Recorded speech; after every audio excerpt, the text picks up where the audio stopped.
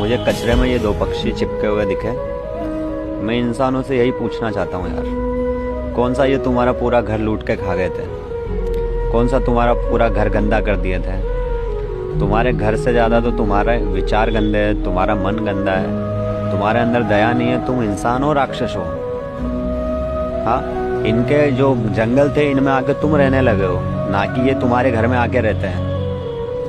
थोड़ी दया रखो, इंसान बनो, राक्षस पहले थे।